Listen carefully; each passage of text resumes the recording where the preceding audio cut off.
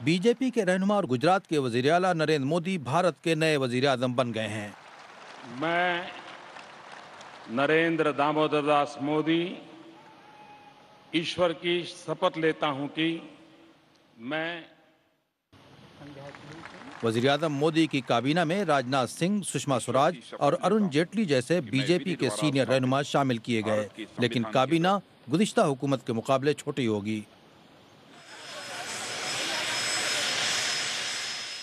इस तकरीब में जनूबी एशिया के सभी पड़ोसी मुल्कों के रहनुमाओं को मदऊ किया गया, लेकिन सारी तवज्जो पाकिस्तान के वजीर आजम नवाज शरीफ पर मरकूज है। हुक्मरान भारतीय जनता पार्टी ने उम्मीद जाहिर की है कि वजीर आजम नवाज शरीफ की आमद से एक बेहतर शुरुआत हो सकेगी। मोदी जी ने एक विजन दिखाई है, और क्योंकि वो चाहते हैं कि सबके साथ अच्छे ताल्लुकात हो और पाकिस्तान की भूमिका भारत के खिलाफ आतंक के लिए उपयोग न हो, और उसके लिए दोनों के व्यापारी संबंध बढ़े, और इसलिए उसमें शरीक होने के लिए बुलाया है।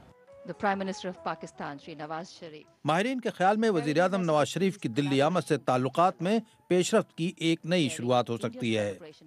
आगे कैसे बातचीत को शुरुआत किया जाए, उसकी शुरुआत की जाए, उसको कैसे स्ट्रक्चर किया जाए, ये सब चीज़ें बात की बात है।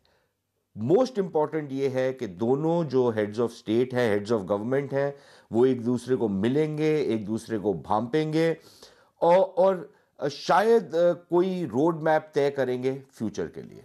राष्ट्रपति भवन का ये सिरा पश्चिम की ओर और उसके पीछे वज़ीर आज़म नवाज शरीफ और उनके भारतीय हम मनसब नरेंद्र मोदी कल बराह रास्त मुलाकात करने वाले हैं।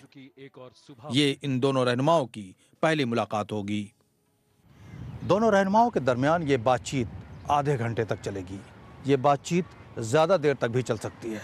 इस बातचीत से मुअत्तल मुज़ाकरात दोबारा शुरू होने की राह हमवार हो सकती है। Shakeel Akhtar, BBC news, Delhi.